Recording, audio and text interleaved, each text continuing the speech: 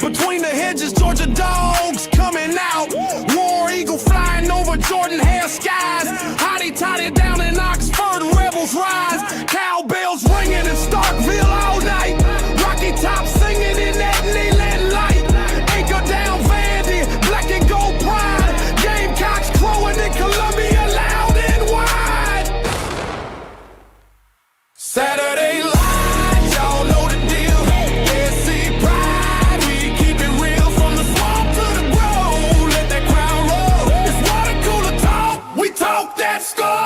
Saturday light, y'all know the deal.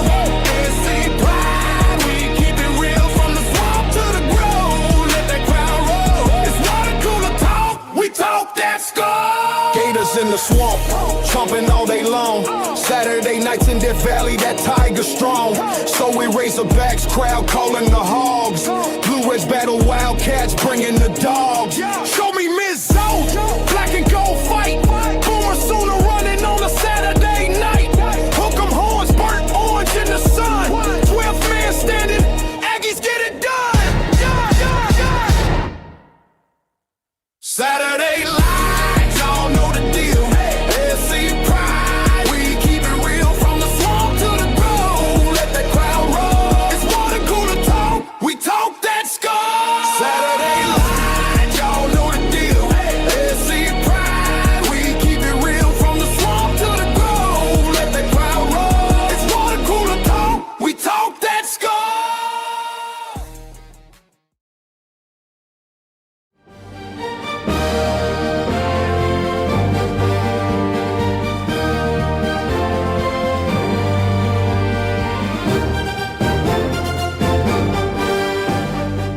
Welcome to this presentation of Water Cooler Talk Sports. Yes, ladies and gentlemen, man, it's your guy Nick Frazier, man. Water Cooler Talk Sports, man. We are back around the cooler tonight, man. We appreciate y'all so much, man, for rocking with us, man. Tonight, rocking with around the cooler, it is I got your guy, your favorite Auburn fan, Auburn Tez. Tez, what's up, man? How you feeling? Man, feeling pretty good, man. Just got done eating some Cheetos, so That's got what's little up. Cheetos. You know what they do to your teeth afterwards. That's what's up. Hey, man, you know what? It's all good. It's all good. It's a great snack. That's what it is. It's a great snack, man. Mm-hmm. And so, man, we appreciate that, man. Are they hot Cheetos or are they just regular Cheetos? Nah. I think I've reached the age limit for hot Cheetos. Just the regular ones. Okay. All right, I like that, man. Ladies and gentlemen, man, we appreciate y'all so much, man, for continuing to rock with us here around the water cooler, man. Before we get into it, you already know what we got to do, man. Do me a favor, go subscribe to these YouTube channels. Subscribe to them, man. Go watch the channels. Go subscribe to them. Go support them, man. I got Tez at his SEC season. I got Tight Sports and Alabama Football Megacast. DC Wolf over at Auburn _ HTV. Dustin over at the Uptempo Podcast, man. I got B Sharp over at Sharpshooter Sports Talk. Vanny Chris over at the Golden Broom Podcast and the Anchor Down Live Podcast on Facebook. The legend himself, Bubba and the old man, Auburn Sports Talk. Kid Country, man. Make sure you go subscribe to his channel as well. And of course, at the Huggy Beard himself on YouTube and on Twitter, man. Also, do me a favor, man. Go and subscribe and follow us on our social media platforms, man. Follow us at the Coolest Pod, at Coolest Pod 23 on Twitter. Do that for us, please, man. Help us get our numbers up over there. Follow us on Instagram and TikTok at the Water Cooler Talk as well. And then, of course, on Facebook at the Water Cooler Talk Podcast on Facebook as well. Also, man, visit www.watercoolertalksports.com. Again, it's www.watercoolertalksports.com, man. We are in the process of expanding the website. That's the reason why you haven't really seen any articles on there. You probably won't see none in the foreseeable future, probably until July sometime. But we are in the process of expanding that. and getting that ready to go. It may look the same, but functionally it'll be different. So we want y'all to be a part of that and go check out the website www.watercoolertalksports.com. And Tez, man, we are on game 2 of Auburn's schedule, where we will be reviewing every team that Auburn will be playing this year. This upcoming season, in the 2026 season, look at every team going over and seeing exactly Auburn will be up against this year when we talk about what Auburn football has to go up against in the 2026 season, on the way to potentially, could it be an 8-win season? Could it be a 9? Could it be a 10-win season? You know, is what we are looking at potentially having a conversation about when it comes to what Auburn football can do, and looking at the teams that Auburn will be playing. And so tonight, game number 2 on that schedule is the Southern Miss Golden Eagles out of Hattiesburg, Mississippi, man. I'm gonna be honest with you. I'm gonna just be completely honest with you. This is not gonna be a long episode, ladies and gentlemen. And I'm gonna preface this by saying Auburn should beat Southern Miss. Should beat Southern Miss. But you know, before we get into it, man, and we talk about it, I want to see what the chat talking about and see what everybody's got going on. Shout out to everybody that's in the chat rocking with us, man. Auburn Dad for life in the chat. What's up, my guy? Hope you feeling good. Hope you feeling great, man. Mike McKinney in the chat, fellas. What's up, man? Hope you feeling. What's happening? Good, man. Appreciate you, man. Tim the Tool Man Taylor's in the chat with us. What's up, man? We appreciate you, man. What's up, man? He also said, man, hit that like button on the way in. Please do that for us, man. Mob Ties is rocking with us in the chat as well. What's up, Mob Ties? Jay Prince Jr. rocking with us.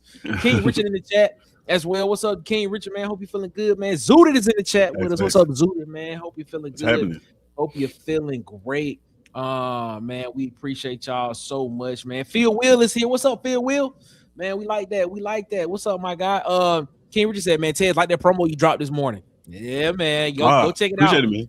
Go check it out on at his NCC's channel, man. It's great, man. It's great. If you didn't see it last night on the show, go check it out on the channel as well, man. Big Sarge is in the chat, man. That. What's up, Big Sarge, man? How you feeling, man? Slugged Up Durkin is in the chat representing. What's up, my guy? Hope you feeling good. Hope you're feeling great, man. All good, man. Jermaine Mims is in the chat. J Money is in the chat. What's up, Jermaine, man? Hope you feeling good. Hope you're feeling great, man. We are all feeling great, feeling good, man. Let's get into this conversation, man.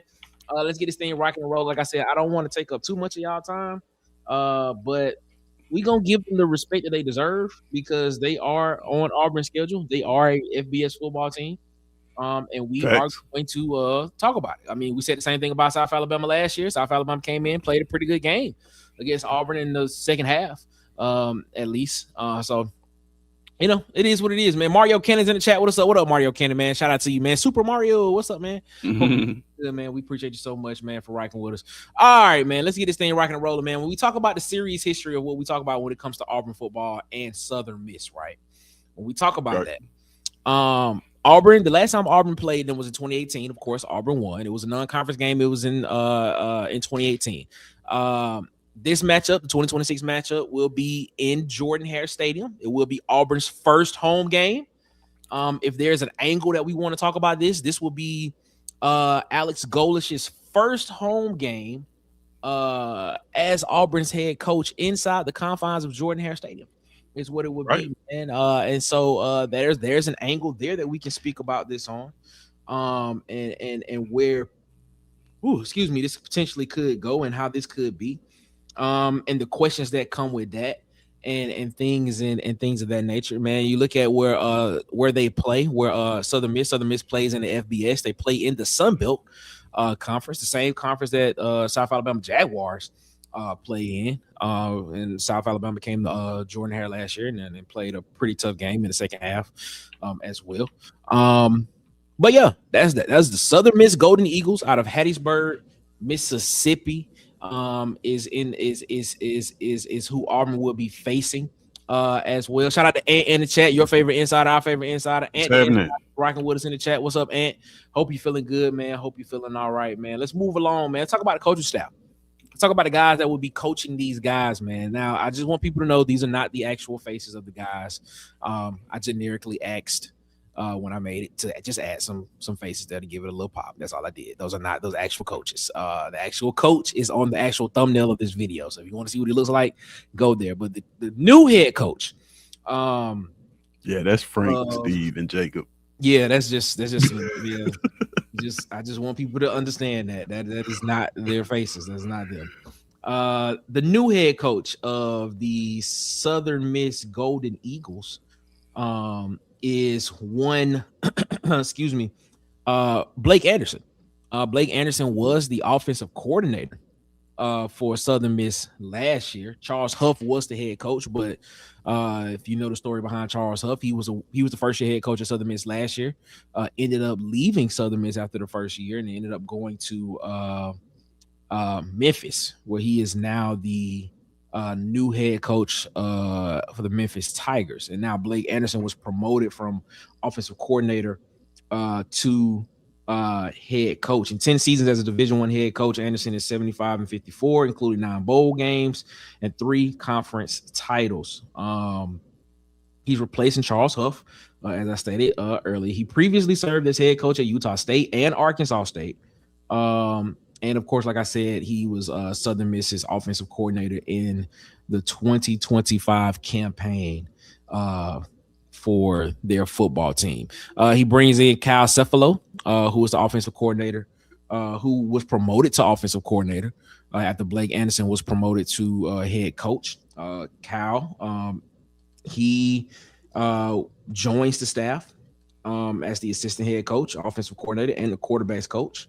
9 years of experience working aside Blake Anderson. He was actually on this staff last year, if I'm not mistaken, as a positions coach under Blake Anderson, who was the offensive coordinator. And when you look at what this offense did, it was a very up-tempo, kind of get the ball out quick, get it to playmakers type offense. And I'm pretty sure that's going to more than likely be kind of the same thing that you see this year.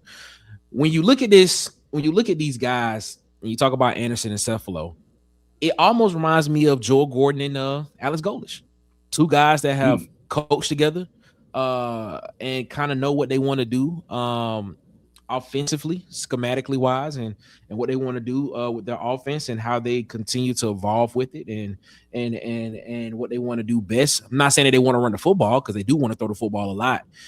Anderson and Cephalo do, but just the dynamic between the 2 guys of have worked together at previous stops in multiple times. Then you look at Joe Bolden. Joe Bolden is coming in as the new defensive coordinator. I believe he was on the staff last year as well, when he was promoted. And he was part of the defense at Southern Miss that had 29 turnovers, including 23 interceptions as well. And so a lot of guys that they promoted from within on this staff to kind of get that sense of, I guess, stability for guys that they wanted to bring into the portal and guys that they thought that they could keep around. Tez, when you look at this, what's your first thoughts about the Southern Miss team that Auburn will potentially be will be going up against on September 12th, 2026? What's your thoughts on that? Man, what jumps off the screen immediately is 138th out of 138th in returning production. Yeah, but I was gonna go. Yeah, that is very true. I mean, I'm not gonna pretend to know a lot about Southern Miss and the coaching staff. But yeah, that jumps out immediately. 138th out of 138th. Getting a team, like you said, team playing in the Sun Belt, which is pretty much dominated by James Madison last year, right? Very true. Yep. So and I'm not mistaken, they were a 5-win team just like us. So yep. Yeah, I don't know. I don't know if you want me to give my opinions on the game, but yeah, on that graphic specifically, 138th out of 138, this is a team with a lot of turnover, and is not a premier FBS destination. So I don't know if they have a lot of high value players coming in. But whatever production they had, it is gone. So we'll see. We'll see what that can be. When you look at the relationship or the relationship between Cephalo and Anderson, I mentioned that you look at them and I said it Right. kind of gives me, Gordon and Golesh vibes. Do you see a path to where, the head coach, the offensive coordinator is not a head coach, and a position coach is now the offensive coordinator, to where this offense Right. potentially will have, even with them bringing in new guys, they will have some type of advantage there by knowing exactly what they want to do offensively against against the opponents that they want to play. For sure. I think they definitely, you get two guys that work together like that. They definitely come in with a offensive identity. They know exactly. They probably know exactly who they want to be. The issue again is a lot of the turnover on the offense and getting those players to buy into that system. But yeah, I see the correlation there where you got a Golesh, Gordon, hell, you could even throw Cody Burns in there. Type of relationship where these guys are friends, right? They're probably they're probably good friends. So make no mistake about it. You get two guys like that have worked together for a long time, probably have off field relationships. Their kids have probably played together on vacation. That they're gonna come out there and try to craft the offense and win some games for sure. I like it, man. I like it. I want to talk about, before we go to a quick break, I want to talk about the impact of this being Alex Golesh's first game inside of Jordan-Hare Stadium. Now, originally, the first game inside of Jordan-Hare Stadium in this 2026 season was supposed to be Baylor. Correct. But everybody knows Baylor was moved to Atlanta. It's the after that kickoff game. Do you think that with the switch to that Baylor game being moved to Atlanta, and now this game being his first game inside of the stadium in front of the home fans and the home crowd, does this fare out better for him in the long run, or just for this season, to not have the pressure of potentially coming in and losing to a Baylor team, or winning against a Baylor team and not winning in a fashion that you saw the previous coach do last year? Because we all have to compare. He would be compared to previous Auburn coaches. Right. Hugh Freeze was compared to Harsin, and the record similarity that it was in the first year and a half, and where was the upgrade? So I asked the question: do you think it matters that the first game inside of Jordan-Hare Stadium is Southern Miss, a team that he should go out there and beat, and I'll say dominate, instead of it being a Baylor team that potentially can't produce a threat? I'll put it like this. I think if you were to ask anybody, would they rather that game on the team or who has to play, would they rather that game be in Jordan-Hare, they probably would say yeah. But in the grand scheme of things, no, it doesn't matter, and I don't think it really matters to him. Just playing football, is what you're saying. So he's just playing. Yeah, football. He just want to go out there and win games. He don't. These could have been 2 road games. He wouldn't have cared. He gives that. So, I'll say that playing in front of Jordan-Hare against Southern Miss, if I got to nitpick and find something that matters, I would say that you probably wanted having your first game against a Southern Miss versus a Baylor does not give you from a team perspective, does not give you the same what am I trying to say, value of competition, right? I get what you're saying. Makes sense. So if this game was against Baylor and it was the first game in Jordan-Hare, you could say, hey, at home my team is this. Right? Yeah. My team plays like this. You don't really get to do that against Southern Miss because this is, inferior competition. You don't get to really evaluate it that way because you shouldn't be tested as much as you would be against a Baylor. But that's just me, nitpicking. But in the grand scheme of things, nah, it don't matter at all. I like it. I agree with you. I don't think it matters. I don't think it should matter either. But I do think like for the fields and everything, having a game against an Ole Miss team that is really almost like building it from scratch, all back up, and going up against a team that you should. I'm gonna keep saying dominate. It would be a feel good feeling for the fan base to see this offense go out there and be clicking on all cylinders, potentially with what's coming up the next week, and how the storylines and narratives around that game is going to go when Florida enters the picture, which we will talk about on Friday. But hey, man, Big Sarge in the chat said it doesn't matter. That's what he said. Phil said yes, because we should win. So turnout will be great regardless of the kickoff time. There it is, man. I mean, so I see what it is, man. We're gonna take a quick break right here, man. I gotta shout out the people that help support us, and we're gonna shout them out. And so we'll be right back after this message from people that help us. You want a solution to protect your family in a moment of crisis. Freddie Metro provides those solutions to protect your family and build real wealth. Serving Alabama and Georgia with trusted advice you can count on. Call him today at 678-870-4001. Freddie Metro, protecting families, building legacies. You go out and make sure you go out there and check out our guy Freddie Metro, man. If you want to, protect your family, man. You trying to give them something that they can build off of. You want to build real wealth. You want to build legacies. You want to protect your family as a whole, because someday you may not be here for it. Go check out our guy Freddie Metro, man. You can check him out. Hit him up at 678-870-4001.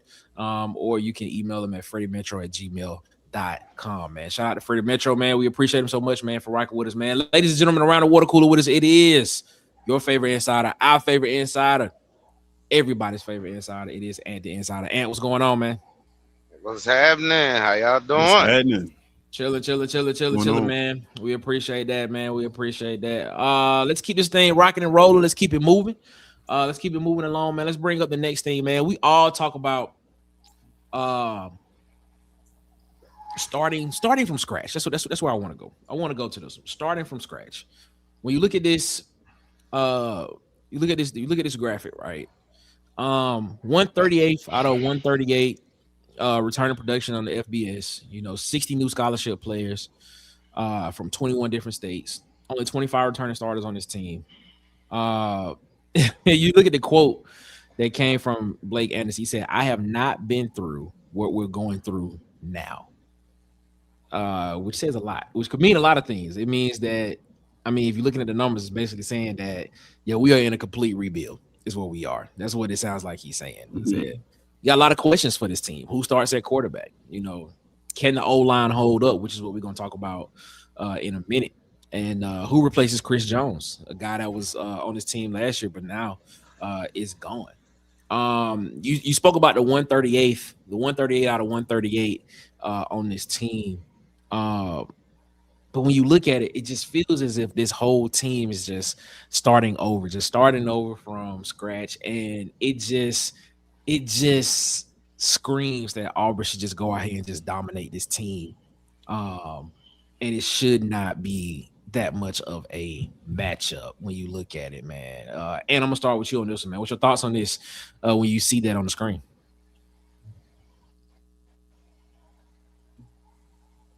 The starters should be out the game by third quarter. By the third quarter, Like, the starters should be you out in the a game. total rebuild by the third quarter. Yeah, they shouldn't play nothing but a half. You going through a total rebuild, it's gonna be hard to really just keep spirits up, especially if Auburn go out and put up 28 first 4 drives. That's gonna kill their spirits already. Hmm. And with them on a rebuild and trying to be a better team and get 60 players together, man, it don't look too good for them, in my opinion. Shout out to Ed Darby, man. Ed Darby in the chat. What's up, my guy? What's happening, Ed? Bill Will said it sounds like he's saying it's gonna take a minute to figure out. Shout out to our guy Vernon Speaks with the 199 super chat. What's up, Vernon, man? Appreciate you so much, man, for rocking with us as always, man. But Ed Darby, he put in one thing, man, before he dipped out. He said, popping in like Jason Voorhees. He said Southern Miss game will be the first attention to detail game against a lesser opponent for AG. So got to go 21 out. And here's the thing. And shout out to Dirty South as well for rocking with us in the chat as well. But back to Ed Darby, man. I agree with this, man. Let's talk about this. In the past, we have always asked the question about, we want Auburn to look like Auburn should look or look dominant against the teams that they're supposed to beat. Like, we want them to go out and beat teams that they are supposed to beat. And it always felt as if that Auburn didn't do that. It always felt as if Auburn didn't do that. And so to Ed Darby's point, this game is important, to the fact of seeing exactly how much of the rhetoric and how much of the talk that we've been hearing in the offseason from this coaching staff about being elite, about the attention to detail, about working, about doing what needs to be done to get to where we need to get to, about the leadership. Like, we've had conversations on around the cooler about the leadership and how Coach Golesh has said that he hasn't seen enough true leadership in this room. On this team. But against a team that you are supposed to beat, you are supposed to dominate. Going out and looking at and seeing what this team does, the fine details of them will give us an inkling of what this team could be like for the rest of the season. Do you agree with that, Ted? Yes. Yes, I agree with that, because I gotta look at last season, and I gotta look at to tell this story. I gotta look at last season. I gotta look at the second 2 games, the Ball State game and the South Alabama game. In those games, I know at Ball State we won like 42 to, I think they scored 7 or 3, something around there. And then the South Alabama game, of course, was 31-15 at the end, something like that. So when I look at those games, though, we never got to see the backups. Despite the scoreboard looking the way it did in the Ball State game, we didn't get to see the backups. One of the reasons why we're excited about players like Duke Smith is because we didn't get a chance to see him last year, not even in games like that. Yep. And that attention to detail part comes in there because those are some of the details you want to see in games like this. When you hear Auburn fans say that we want to beat the teams we're supposed to beat pretty handily, that's what we mean. Not just for the aesthetics and on the scoreboard, but like Ant said, third quarter, I need to see the backups. I want to see Tristan Tia. I want to see our second string set of receivers out there making plays. That's what I want to see in this football game. And if you really think about it, when's the last time you saw an Auburn game like that? Wasn't not any one of them last year. Not any. You can't point to a game where we were just up and then we could just see the depth on this football team, right? As of right now, it's four still a 4 red shirt rule. In these 2 games, I need to see some of these kids. I want to see them play football, and I don't want to see them just because we're making it a point to put them in the game. I want to see them because we're up so big in this football game that it would be just stupid to leave our starters in it. That's what I want to see. And it's always a tale to come, especially in the last 4 to 5 years. We get in these games against these teams. Yeah, the scoreboard looks nice, but then when you go look at the box score and you look at who actually played in these football games, and you look at quarter by quarter and you realize, like, man, we never really were dominant enough in these football games to feel comfortable letting any of these other kids play football. That is what I want to see in this football game. That is going to give me a lot more confidence going into the Florida game, which is going to be the next week, and for the rest of the schedule to come. Like you said, 138th out of 138th in return in production. If this offense and if this team, if DJ Durkin's team defense is what we think it's going to be, and if this offense is any inkling of what we think it could be, we should be able to dominate this football team to the tune of, it's still a blowout. I want to see a shutout in this football. I wouldn't mind seeing a shutout in this football game. And I want to see the backups, man. Like that's what I want to see in this football game. Dirty South, man, he asked a question. He said, man, I want to talk about this before we get to our next break. He said, what kind of leash are y'all giving Golesh? Like, what does he have to do in the next 3 years to keep him around? Here's my thing. I think all coaches in this climate of college football will get 3 years or 2 years, and what happens in the third year is what I think. What do I want to see from Golesh? Me personally, as a fan, I want to see Golesh. I want to see just a competent football team, because that's not what Auburn has seen. We haven't really seen that, and we asked the question because Ed asked the question about this will be the first game that we see the attention to detail from this coaching staff, and attention to detail game, and see how that looks with this coaching staff. And I agree with everything that everybody has said so far about what this team needs to do in this type of game. But Golesh, man, if we can have a winning season this year, it would be great. And then be able to build upon that. If you're looking at us now, if you're looking at year 3, right? If you're looking at year 3, you look back on the first 2 years when he gets ready to start year 3, you can say that there is significant growth from year 1 to year 2, and now you can set expectations about what year 3 should be. I think you're going in the right direction, and things of that nature. But I still believe that coaches will get 3 years to get things in a direction to where it seems as if the decision that was made to hire you as the head coach was the right one. So yeah, that's what I thought. Your thoughts on that, pertaining to Dirty South? Well, Ant's gone. Your thoughts on that, Tez, pertaining to that question? Yeah, I think like you said, I think 3 years is kind of like the standard now for coaches. But considering what we've been through, I'm just gonna be honest with you. What he cannot do is field a team that is bad due to incompetence. If we sit through a season or 2 seasons again of football teams finding ways to lose games that we should win due to coaching incompetence, I don't see John Cohen keeping him around through that. Okay. Right.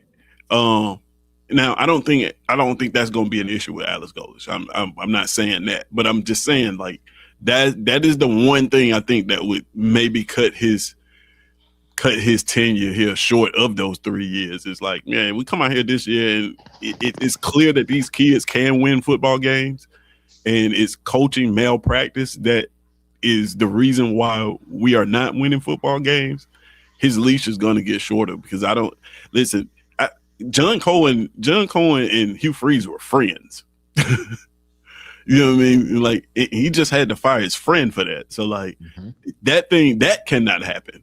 But other than that, man, we can't be too greedy, right? At this point, we can't be too greedy. If it looks competent, if it looks like an offense that it's like I said, it's competent, we can move the ball.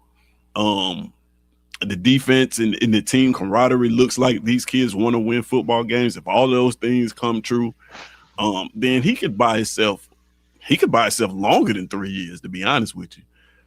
Here. So that's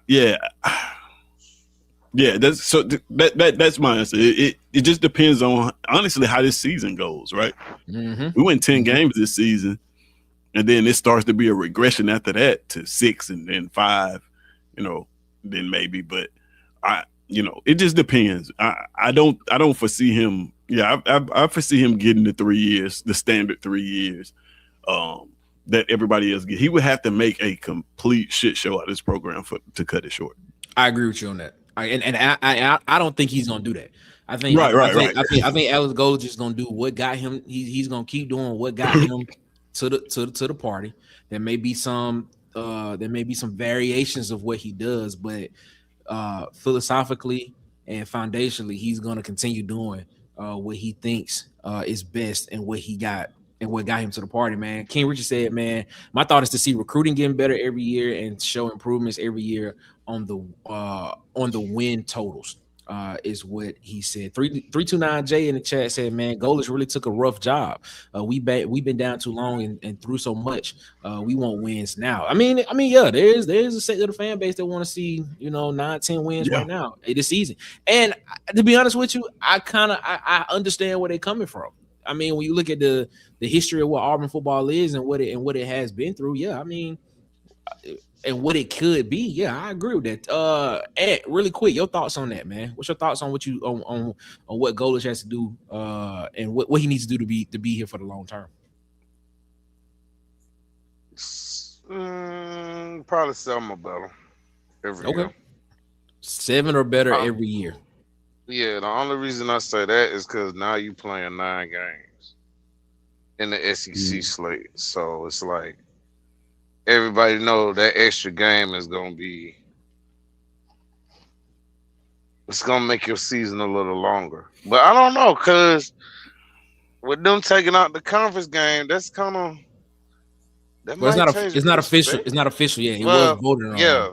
By the coaches. Yeah, it's just voted on by the coaches. It's not official just yet. So, I mean, let's just add that aspect to it. Do you really think 7 or 8 wins would be a standard? I mean, the thing is, like, even if you move it, like, even if I'm gonna say this, we're gonna go to the break. Even if you move it to a 2014 playoff, I still think you have to get the 9. Still think you have to get the 9 wins. In my opinion, 8 would probably be right on the cut line of potentially being a playoff team if you get to 24. But 9, I think you can actually have an argument at that point in time. Like the way people was having an argument about Texas should have been a playoff team last year because they won 9 games. I think once it gets to 24, I think a 9-win team would definitely be in the conversation of being a playoff team at that point. So even when you look at it from the perspective of when you add in the caveats of the playoff expanding, the potential of conference games being removed, and the emphasis that's being put on the playoffs and the playoff system and the playoff format itself, I still think the goal is to be a playoff team, and in order to do that, I think you got to win 9 games. I think you have to do that consistently. 8 would be kind of the cutoff, but 9, 10 would be safe in my opinion. We'll take a break right here, man. Let's take a look. We want to shout out another one of the guys that help support us, man. So don't just watch the ads. Hit these people up and inquire about their services, because I'm telling you, they have great services. Ladies and gentlemen, support the people that support us, man. Hey, you listening? If you're trying to eat like a champ today, you already know where you gotta go. Adelines by Chef Country. Smoked ribs, real flavor, no shortcuts. Yeah, they do it right. Tap in right now. Call them at 334-498-2325 or slide through at 2371 Highway 14 in Otagoville, Alabama. Adelines, your official pregame meal. Yes, man. Make sure you go check out our guy Kid Country, aka Chef Country at Adelines, man. Where they do it right, man. Smoked ribs, man. I'm telling you, man. You want some good soul food? I think he's doing Soul Food Wednesdays now, as well. I think he has a Mother's Day deal coming up, as well. So if you want to get your food cooked for Mother's Day, I think you have to pick it up by Saturday, though, if I'm not mistaken. Man, check out our guy Chef Country over at Adelines, man. 2371 Highway 14, Otagoville, Alabama, man. Or you can call them at 334-498-2325, man. Your official pregame meal, Adelines. We will be there October 17th, 2026 for the Auburn versus Georgia game.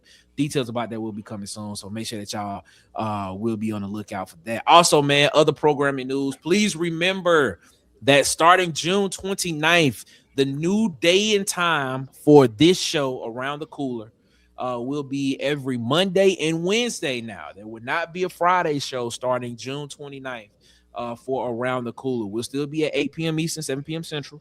We'll still be here around the cooler on Water Cooler Talk Sports. Programming change for that. So this is going to be great, man. We want y'all to be a part of that. Continue to rock with us here around the Water Cooler. We'll still be bringing you great content, and we'll still be bringing you some fire analysis and our thoughts about what this Auburn football team and what some other SEC teams will be doing this year in the sport. So please, man, remember, starting June 29th, new days and new times.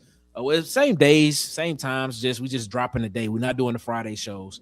Starting June 29th for this show Around the Cooler, and then of course, also starting June 29th, ladies and gentlemen, you heard the announcement last week. A new morning experience is here. The pregame playlist, your morning, your sports, your playlist premieres June 29th, 9 a.m. Eastern, 8 a.m. Central. It will be a live 2-hour morning show, man. We'll be doing sports, we'll be doing culture, we'll be talking music, we'll be playing music. I'm telling you, man, we've been working on this. Well, I've been working on this for about the past month. And the concept, I think, is going to be one that a lot of people has not seen in this space of sports culture and music together, man. So the pregame playlist, man, we want you all to make us a part of your morning every morning, Monday through Friday, 9 a.m. Eastern, 8 a.m. Central, here on Water Cooler Talk Sports Network, man. The pregame playlist, your morning, your sports, your playlist, man, is what we will be doing there, man. I'm excited about it, man. Are y'all excited about this, man? I'm excited. Absolutely, man. I'm excited. Absolutely. I can't wait, man. I'm excited. Like you said, it's something that I haven't seen before. So yeah, bro. I think it's gonna take off, man. I think it's through the moon. I'm excited, bro. Yeah, this is gonna be great, man. It's gonna be fun. And it's gonna be a good time, man. And we're gonna try to have we gonna have a great time. We want y'all to make us a part of your morning with the pregame playlist Monday through Friday, 9 a.m. Eastern, 8 a.m. Central, man. Let's get back to the show. We got one last segment to go, man. We're gonna talk about something that it seems that we having problems with. It seems that Southern Miss is having problems with as well. And you know, we've been talking about it all off season. Offensive line. And I want people, when they look at this graphic, I want people to look at this and be like, you miss people. No, I didn't. This is actually what we are, the problem that they are having. You know, potentially they have a returning starter at left tackle, but everywhere else is either going to be a new starter or somebody's competing for the spot, you know. So you're looking at the offensive line for this team, man. This team, like I said, when we say starting from scratch, this team really is starting from scratch. They do have some guys coming in from high school and some JUCO guys as well. But you know, you look at this and you say to yourself, man, every time I was trying to find something that was like encouraging to kind of be like, could this be a reason why Southern Miss would give Auburn a run for their money? But I'm more inclined to be in tune with what Ed Darby said. This is the game that Auburn is going to be playing. That is going to be the attention to detail game against an opponent against an inferior opponent that you should dominate. Looking at it from that perspective, man, this is the biggest question mark at the bottom. It says biggest question mark on the entire roster for Southern Miss is the offensive line. There. I mean, and then when you get over here to the impact players, some of the impact players, a lot of the impact players on the offensive side of the ball at the skill position.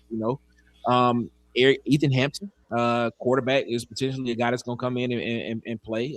Jeffrey Pittman, Elijah Metcalf, Micah Davis, and Chapman. A lot of those guys will be some impact players. But as Big Sarge always tells us that, without the offensive line, or what they want to do in the offense and things, stuff of that nature, it might not be, very advantageous for them to do that. But then when you look at the style of play that they do play a very fast paced, very up tempo style. They do get the ball out quick, sort of kind of what Auburn does.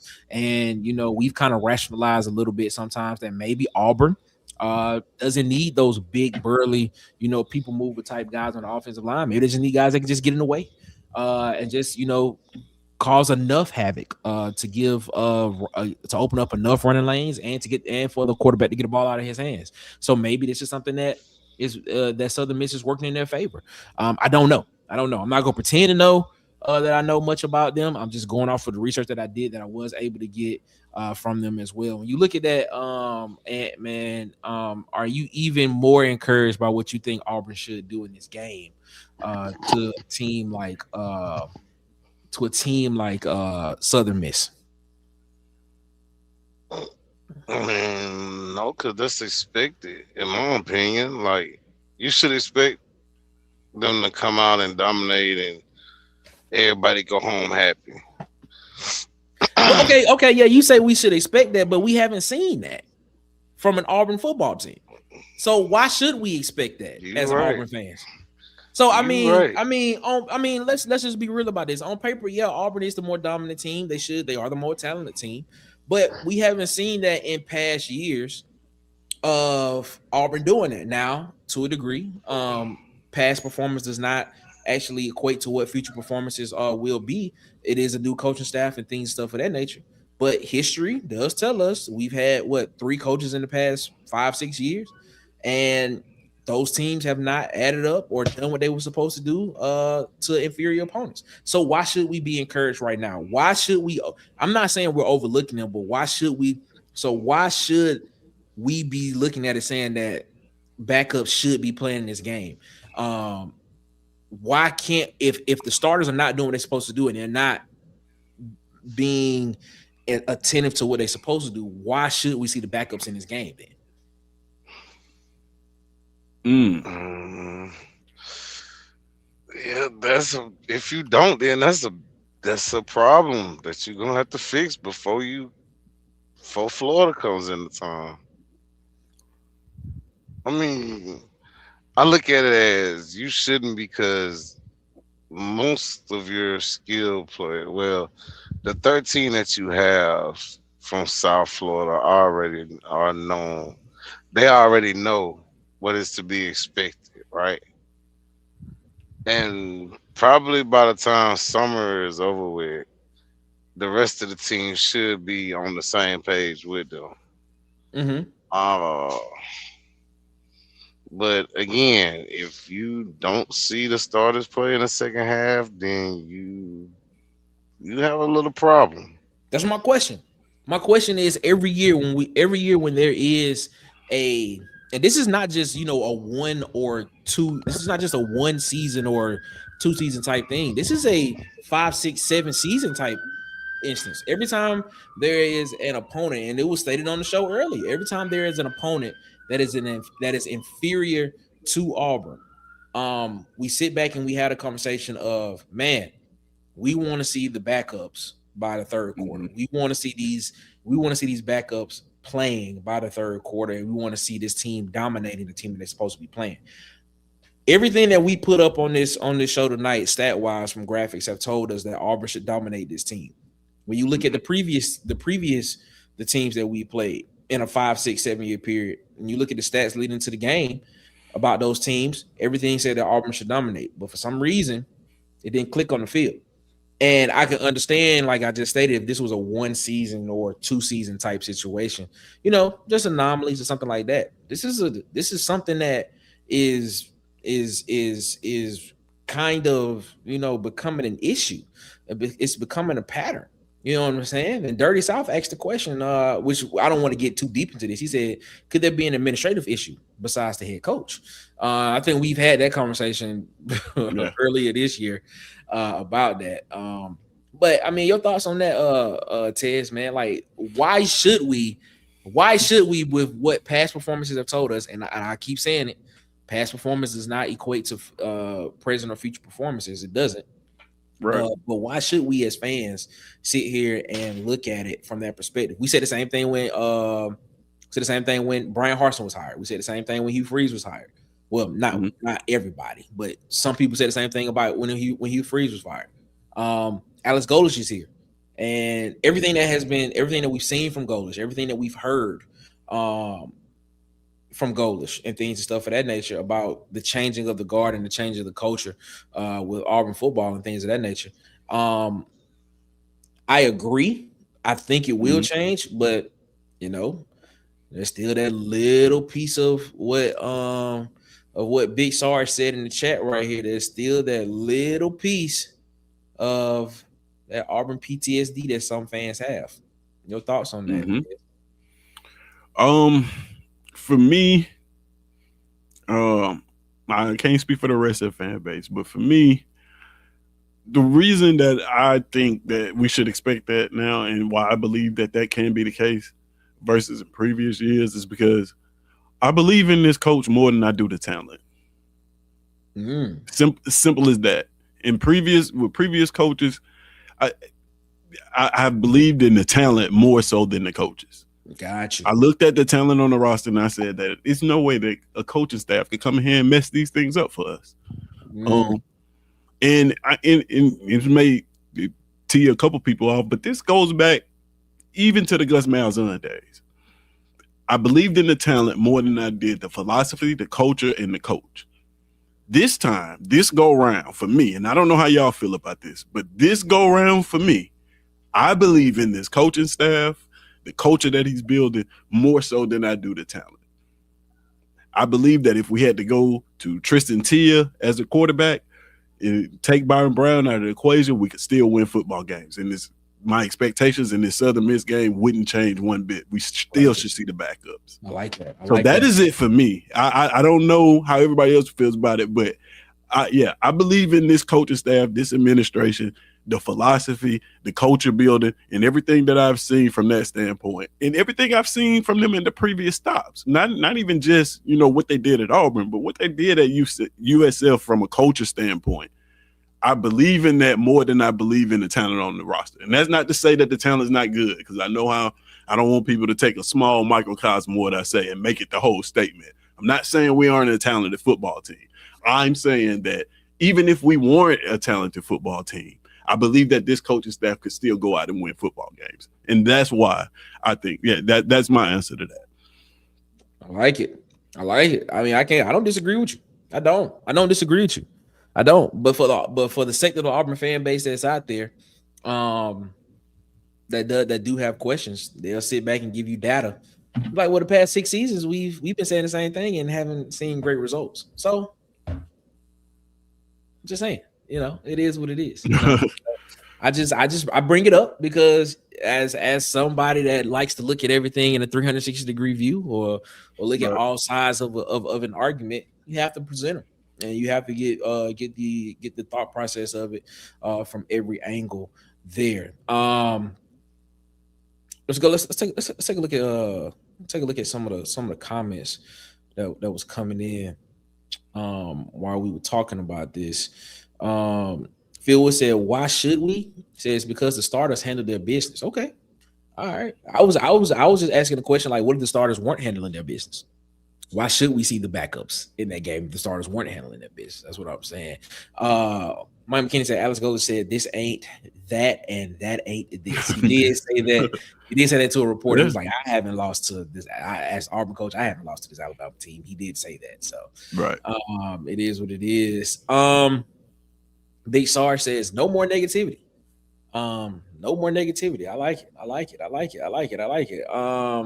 He also come back and said that was due to the lack of culture in the locker room, is what he said. Mike McKinney said, no, it is a QB issue that was going on there. Okay, all right, and I think that has something to do with it as well. I'm not going to disagree with that. Dirty South said, yep, past few QBs have been a bust when they were supposed to be guys that were supposed to come in and help the program. Big SARS comes back and said, man, Tez is showing signs of losing weight, losing the weight of the PTSD.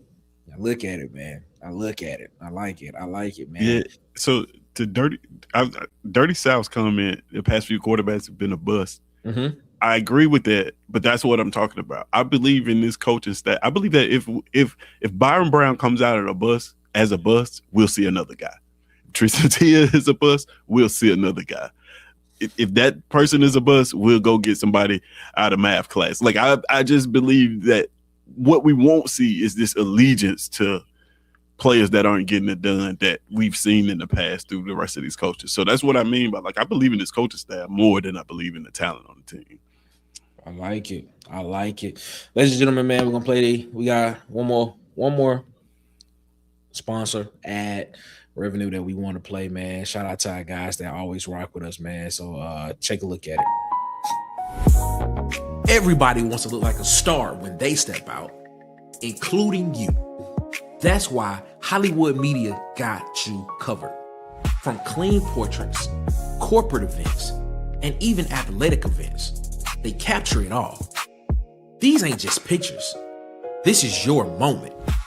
Follow now on TikTok, Instagram, and YouTube at Hollywood_media. And follow on Facebook at Hollywood Media with 2 A's. Hollywood Media.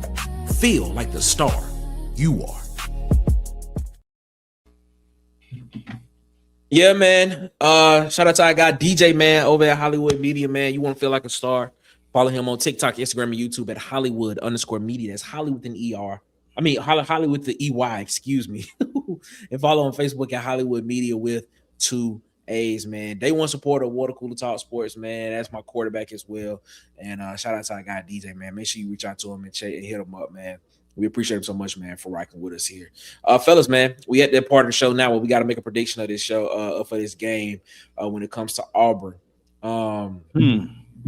and Southern Miss in this game before we get out of here, man. We got to make a prediction. I'm going to start with Ant. Ant, I need your prediction of who wins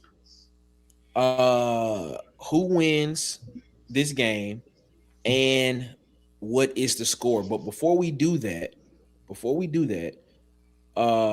McKinney has a question. He said, how many different SEC teams have won the SEC in the past 50 years? That's easy. It's 6. 7. 6. I'll name them for you. Tennessee, Florida, Tennessee, Alabama, Florida, Georgia. Tennessee, Florida, Alabama, Georgia, LSU, and Auburn. Auburn. 6. Yeah, that's right. 6 teams. Where did I get 7 from? I have no idea, sir. And I'll push that even further. I'll push it even further. In those 50 years that have won the SEC, out of those 6 have played in the SEC championship game the most against each other. Only 3 other teams have played in the SEC championship game in the conference. Mississippi State, Arkansas, Missouri. And then now you add Texas in there because Texas played in the first year in the conference. So with all the expansion and all the teams that have been added, even when it was just 12 teams in the conference, 6 teams won the conference. Those same 6 teams won the conference. And then out of those 6, only 3 extra teams have played for it at least one time besides those 6. And then when you add Texas into it, Texas would be the 4th team because they played it in their first year in the conference. Now, Mike McKinney, you are here enough to know that Nick knows the answer to that question. He has been making this point since I known him, actually. At least once a month. I'm just telling you. Well, it's funny. I saw that graphic. I think I saw a graphic on Next round. well, yeah, and next round is what it was on. I was like, yeah, I already knew that because Nick told us. Mhm. Oh man, it's so funny, bro. That's hilarious. That's good. That's good though. That's good. All right, let's get to predictions for this game. And who wins this game and what's the score? Auburn's offense wins this game 35-0 at halftime. Okay. I can't call the final score. So you call half of a game. Cause I mean, All right, of okay. course, Let me ask you this: the Southern Miss scored in this game. Does Auburn allow a touchdown in this game? 56-7. Final Okay, score. so Auburn does allow a touchdown in this game. Okay, That's Yeah. hard to say. That's Okay. hard. It was, Tez, it was. That's why I Well, said 35-0 at half. I was like, dang, do they score? Do they not score? well, one of the reasons is because they Are run they gonna a call the dogs off? That's the question. Southern Miss runs like me was saying, this up tempo, try to get the ball out fast, and that means that you're gonna have to tackle in space on the outside. You got Andre Jordan Jr. Then you have the other corner who we honestly we don't know. We know who we think it should be, but we don't know. Can those guys tackle in space? That could lead to a big play and they score a touchdown. Not saying that that'd be the tail of the game, but just in reality, when you may score a touchdown in football. It's football. You know what I mean? So, but if I had to give a score prediction, I'm going to say that the starters beat Southern Miss 35-0 in the second string. And the second string beats 21-3. So You yeah, heard? that's the score. So 54-3 is the final 54 score. to 3. Okay. All right. Okay. Ted, that's why I said 35-0 at half. I'm like, Yeah. bruh, I don't know what the second half might look like. I'm gonna go Auburn to win this game. I think Auburn puts up points in this game. I think just by the sheer fact of Byron Brown. I think Byron Brown has a big first quarter and going into the second quarter just because of his physical presence. So I'm gonna say Auburn wins this game 59. I'm 59-6. And I think Byron Brown throws for 3 touchdowns. I think he rushes for 3 touchdowns in this game. All in the first half. God, dog. I think he does that. I think that's what he 6 does. touchdowns in the That'd be first dope. half, big. Yeah, I think he does it. He's just physically dominant. He's probably going to be just as big as some of their defensive players. So, I mean, as a matter of fact, I know he's going to be just as big as some of their defensive players. So, yeah, Right. So it is what it is. Ladies and gentlemen, man, you got our predictions for this game. Try to make it interesting because we knew, like, when I was looking at the stats for this game, I was like, man, Auburn should just dominate this team. I was trying to find an interesting way of talking about this.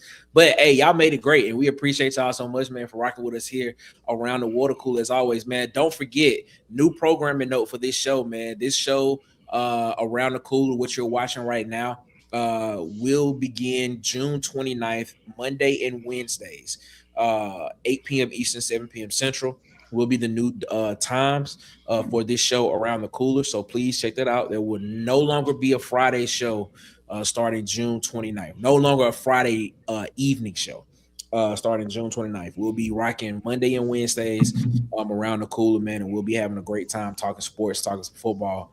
But also, man, big news, man. We want y'all to know, man, the pregame playlist, a new morning experience is here. Your morning, your sports, your playlist, man, premieres June 29th, 2026, 9 a.m. Eastern, 8 a.m. Central Time, man. It is a live 2-hour morning show here on Water Cooler Talk Sports Network, man, live on YouTube, man. We want y'all to make the pregame playlist a part of your morning. Monday through Friday, 9 a.m. Eastern, 8 a.m. Central, 2 hours. We will be sitting here. We'll be talking sports. We'll be talking culture. We'll be talking music. We'll be playing music. like I said, man, we want y'all to make the pregame playlist a part of your morning starting June 29th, 2026.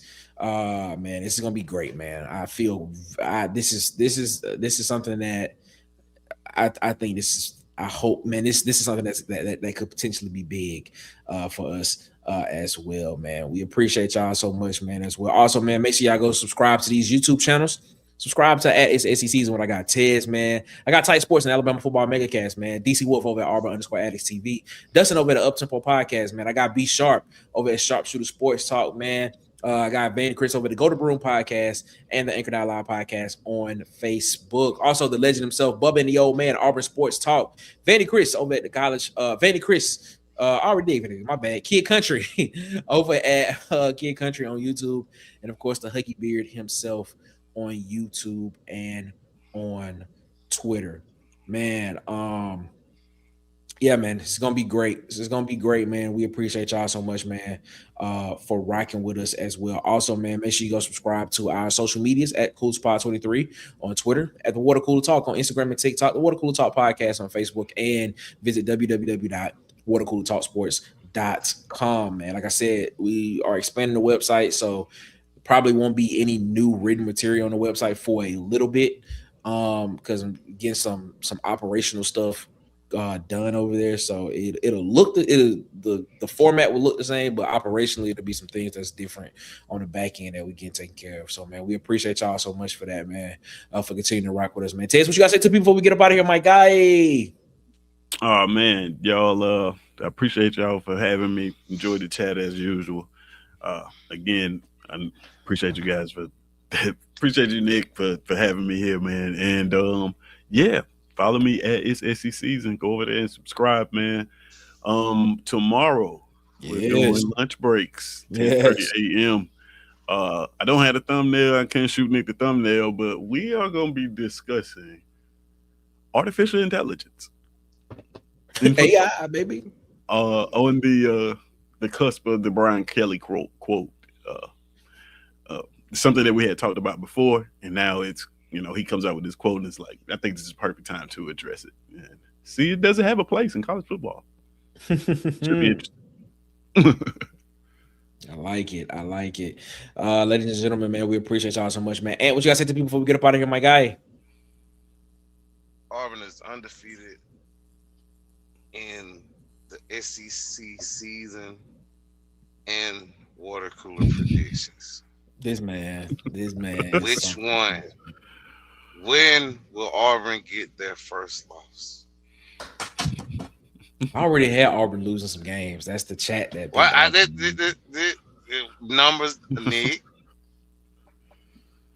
I understand that, but hey, numbers say different, my boy. Numbers say different. You are correct. They do. They do say something different. I can't disagree with you on that. Everybody is saying something else as well, man. So we appreciate y'all so much for that, man. Shout out to everybody that's rocking with us in the chat, man. Phil Will said, man, Auburn wins 52-10. Mike McKinney said Auburn wins 56-6. Big Sarge said Auburn wins 48-7. King Richard said, man, Auburn dominates this game 64-3. Woo! Oh, wow. That's what's up, man. Shout out to Sharpshooters in the chat, man. What's up to our guys, Sharpshooters, man? We appreciate you so much, man. As always. Can I King Richard said, man, KK said, what's up, man? Tell KK we said, what's up? We appreciate y'all so much, man. Always for rocking with us. Ladies and gentlemen, we about to get up out of here. We'll be back Friday. Counting down the days of the last days of the Friday shows. We're going to count them down. We'll memorize them. We gonna memorialize them because we're coming to the end of the Friday shows for Around the Cooler, and opening up some new things here on WCTS Network's Water Cooler Talk Sports Network. Ladies and gentlemen, man, keep Marcus in your prayers. Keep Travell them in your prayers as well. They got some family things going on, so please keep them in your prayers as well. And ladies and gentlemen, man, we'll be back around the Water Cooler Friday, 8 p.m. Eastern, 7 p.m. Central, man. We will be talking the Florida Gators Game 3. So We want y'all to get ready, man. We want y'all to be versed on that game. We're going to be talking about quarterback. We're going to be talking about defense. We're going to be talking about the coaching, the head-to-head. We're going to be talking a lot. This is going to be a good one. I already got some stuff. I already got the stuff ready for that game. And I'm telling you, this is going to be some great conversations about that one. Hopefully, it may change some people's perspectives. Who knows? Maybe not. But we'll be back Friday, 8 p.m. Eastern, 7 p.m. Central, back around the water cooler, ladies and gentlemen. Until then, you all have a good one. Better yet, y'all have a great one, man. Y'all be blessed. Make sure y'all get the man upstairs above his. Y'all make sure y'all get the man upstairs above his, because he deserves all the praise and all of the glory, ladies and gentlemen. Until next time, back around the water cooler. It is one love. Ladies and gentlemen, we out this mug. Y'all be blessed. Y'all stay safe. Y'all be easy. We'll see you when we see you.